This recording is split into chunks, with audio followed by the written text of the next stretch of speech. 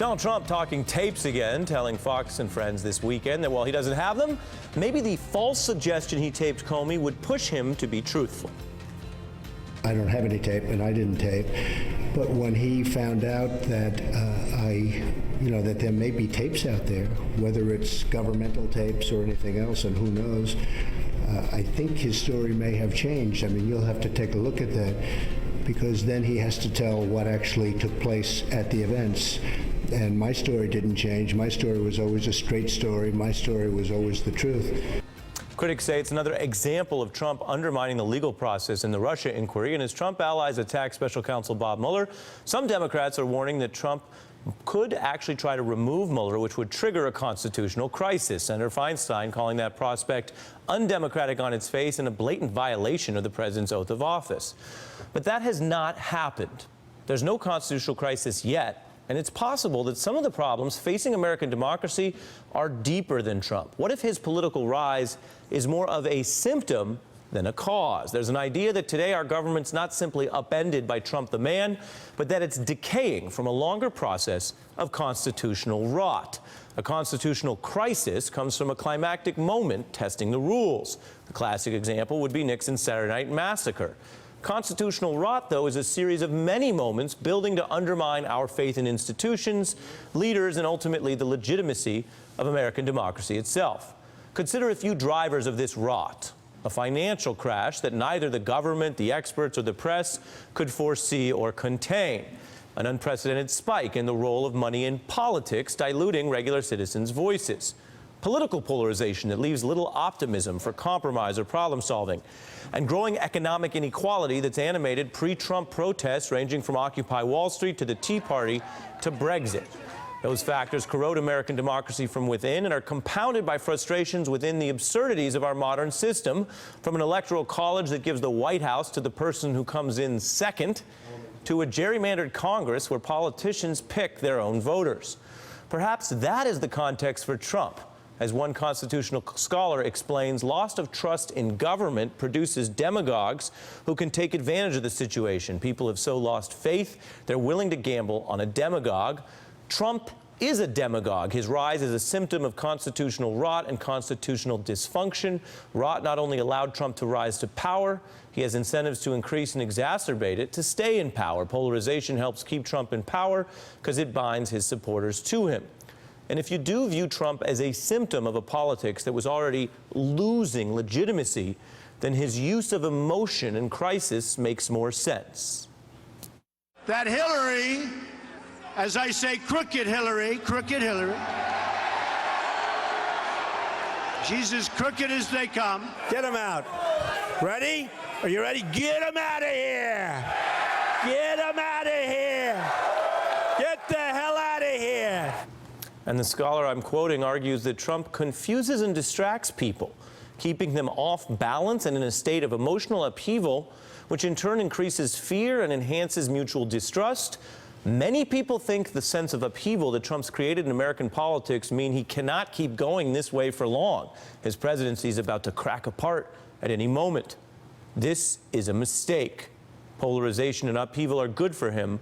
Crisis is his brand.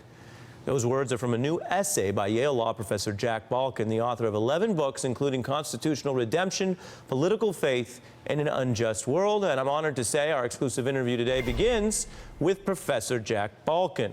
Good day to you. And what do you mean that Trump is benefiting from an ongoing constitutional rot? Well, Trump's is able to rise to power because Americans have just given up on government. They don't trust government and they don't trust each other. And when you have a situation like this, it becomes possible for somebody to say, I'll sweep everything away. I'll start all over again. I'll make America great again.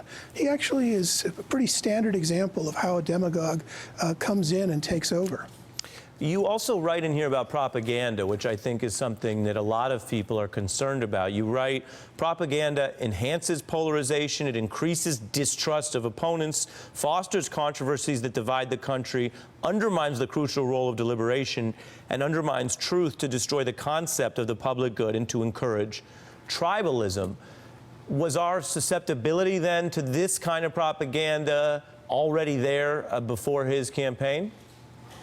Yes, absolutely. I mean, if you look at the history of American politics, we can go all the way back into the 90s and see that politicians, for short-term gain, decided to stoke up polarization and enhance the idea that their political opponents were enemies who could never be trusted with the reins of government. And this polarization increased over a long period of time. And as what happens when this occurs is that people just give up. They don't believe that the people they've elected to serve them in government will really act in their interest. At a certain point, they lose trust, and also they lose trust in their political opponents, so they're unwilling to compromise with them. And your essay was so fascinating because the context it put on this was really the total elite failure, which I get. I recognize that, and I hear it a lot when I am out in the field reporting from all sorts of people, not just so-called Trump supporters, but people who say, well, why should we trust you in the press, and why should we even trust any of these institutions? In your view and analysis, do you think he studied that and figured that out, or he repeated back what he was hearing from the people flocking to his campaign? A little bit of both. I mean, listening to him over the course of a year and a half and knowing of him before he entered politics, my impression of him is he doesn't know a lot of facts, but he's a very shrewd operator and he's a very persuasive person. And I think he saw what had already been happening in America, and he decided to capitalize on it. And that's what made it possible for him to win the Republican nomination when very few people gave him a chance. It's also what made it possible for him to be a viable candidate during an election season, which most people thought that he was going to crash and burn. I think he understood the degree of distrust that Americans have in their government more than most of the other figures in national politics. Right. In a fascinating way, he obviously got that from somewhere and not from more traditional sources. I want you to hang with us. I want to bring in a panel here. Mark Thompson is the host of SiriusXM's Make It Plain. We also have former Time managing editor Rick Stengel, an MSNBC analyst, Shelby Holliday from the Wall Street Journal. And also with us is Charlie Sykes, editor-in-chief of Right Wisconsin, back with us. So professors, stay with us. Rick Stengel, I go to you first. You are, fairly or not, part of the media establishment. You've run a very successful magazine. We both are, Harry. We both are. Yes, okay. But I'm putting the spotlight on you. Okay. And you are what Donald Trump's allies would say is part of the deep state, having served as a diplomat as well, although there are many nicer ways to refer to your service. I wonder what you think of Professor Balkin's essay, and specifically that distrust of institutions. I thought his essay was beautifully done. I agree we're not in a constitutional crisis, but we're in a decay of the Constitution. The use of misinformation and disinformation has a really deleterious effect on the body politic. I think people don't understand how government works. Government has done a very bad job of explaining it. At the same time, we elected a man who's probably the first candidate in history who did not actually know there were 3 branches of government. And by the way, I was also at the National Constitution Center, and Sandra Day O'Connor, who was a trustee, used to say the problem with America is that we don't teach civics anymore. So people don't understand these things that they're voting for. So you can have a demagogue who comes in and says all these things and they don't understand it. Mark? Well, thank you for having me, by the way. I think it is a very interesting piece because we often use the term constitutional crisis, and we probably use it more loosely than we should. So rot is probably appropriate. I do, though, think that if, in fact, as we said earlier, the Saturday Night Massacre was a constitutional crisis, what Trump did was very similar over the course of several weeks. Preet Bharara is investigating him. He fires him. Sally Yates opposes his travel ban. He fires her. Then he fires Director Comey. If we're not in a constitutional crisis, as Professor Balkin has also lectured about, we're very, very close to it with the rot. I think he even mentions, Professor, I think you mentioned time is running out. Specifically, Robert Mueller is an attorney's attorney. I think that he plans to challenge this notion that a president can be prosecuted. I don't think Robert Mueller would go through all of this just to write a book report. I think if, in fact, why investigate obstruction of justice? Just say, okay, he obstructed, let's all go home. I think that if that does come up, and if he does do that, then I would think we're at a place of constitutional crisis. Let me bring in Shelby and play a little bit of Donald Trump here, speaking to supporters in Iowa in the context of the New York Times cataloging over 100 of his lies on the record. Here's some of them. But I put a little clause, handwritten. It said, anybody builds a pipeline in the United States will use American steel and fabricate in America. No more taking it over on boats. Last week, a brand new coal mine just opened in the state of Pennsylvania, first time in decades. We've reversed it. And 33,000 mining jobs have been added. Now, the Paris Agreement, I could tell you stories, I could give you stats, I could go on all day. It's a catastrophe if we would have agreed. And they all say it's non-binding. Like hell, it's non-binding. Shelby, your thoughts? Well, I actually watched this entire rally, believe it or not, and he did go on to say, to the point about American steel, that, yeah, I said I wanted American steel in our pipelines, but I realized a lot of this pipeline was already created, so maybe we're not going to do 100%. I mean, he says these things, but he also hedges them and backtracks a little bit. I'm not saying they're completely true by any measure, but I can also think of other presidents who've said things about your doctors or about weapons of mass destruction. This is why Americans don't trust the government. We've been told different things by different people. In the rearview mirror, they're not true. I was just down in Georgia covering the special election, and a lot of people there don't necessarily take Donald Trump for his word, but they've lost trust in the government long before he was elected. And to the professor's point, they're frustrated with a whole bunch of things that happened in the Obama administration. You could even look back to Clinton and his personal issues. I mentioned Bush and the wars. Everybody has something they can point to. I think the important thing to note is that each one of these things feeds the other. So you lose trust in your government.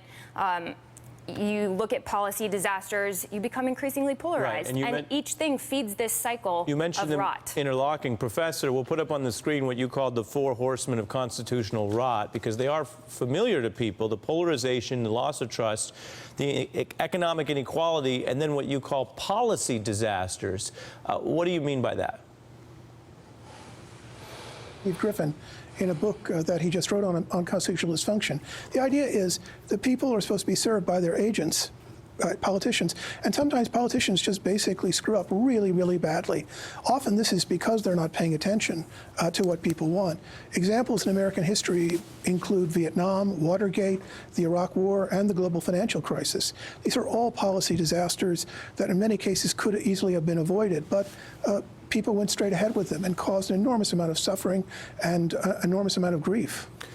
And when these happen, go ahead, yeah. people lose more and more faith in their leaders, that their leaders will actually take care of the situation, that will actually take care of them. So when you have accumulation of these kinds of policy disasters, it really does contribute to loss of trust. Loss of trust. And Charlie Sykes, it closes the circle on something that you've written about, which is, it's one thing to say, well, maybe the media is biased, it's overly located on the coasts. What about the rest of the country? I mean, that's an important antidote that reporters can keep in mind, versus saying nothing that the press does is accurate. So just believe partisans, just believe sources, and put them on a higher level than facts themselves. Here's Donald Trump also at that Iowa rally basically saying don't believe the dishonest media.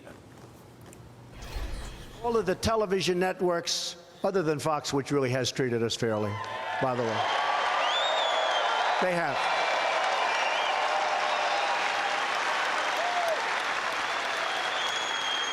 But they built these studios, CNN. Whoop.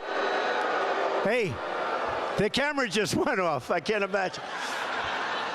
It's covered live. The camera just went off. I can't imagine why. Never be intimidated by the dishonest media corporations who will say anything and do anything to get people to watch their screens or to get people to buy their failing papers. Charlie? Yeah. Well, I think Professor Balkin's piece is incredibly important, and he's absolutely right. Donald Trump is a symptom. He's not necessarily the cause, and I think part of the shock was realizing how deep and extensive the rot is.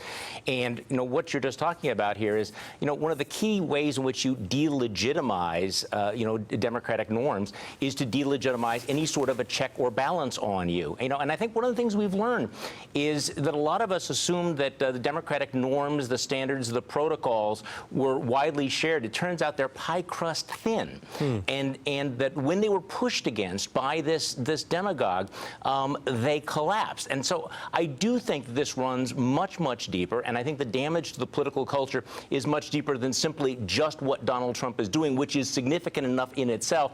But I do think that it is important to understand, and I'm glad that Rick Stingel brought this up. The fact is that we have a population that does not understand civics, that may talk about the Constitution, but does not understand the role that democratic norms and standards and culture have played. Now, conservatives used to understand all of these things. They used to understand the importance of checks and balance and forbearance and modesty. And when they embraced Trump and became banana Republicans, that really, is a major shift in, and I think deepening this rot. And Mark, I want to go back to you on the other point, which is, if you need the Constitution or the federal government to protect your rights, your equal rights, women's rights, abortion rights, then it's not so up in the air and not so abstract of, well, what's the government good for? It might be in the case in the South that the federal government's the only institution that seems to want to protect you, and even then, perhaps a mixed record, but better than what the remainders are.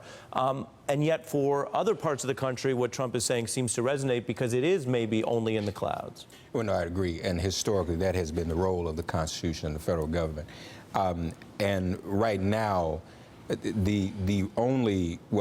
one of the only threats in that regard is when we look at the Supreme Court, his Supreme Court appointments, somewhat of a constitutional or at least an administrative rot when the Senate confirms Supreme Court nominees by a popular vote of the Senate rather than the usual cloture. And if Anthony Kennedy retires, we're in that same boat, and then those constitutional rights are in jeopardy immediately. I think also, too, what Charlie alluded to, the dysfunction of government. We saw in the Obama administration, many on the Republican side decided they just weren't going to let anything work. They weren't going to let anything be successful, and there was utter gridlock. Again, that's not so much of a constitutional. The Constitution doesn't say it's unconstitutional to stop working and to stop functioning. It says implicitly, but not explicitly. So I think that's part of the problem. And you have a Trump administration led by someone like Steve Bannon who says he wants to shut down the administrative state anyway.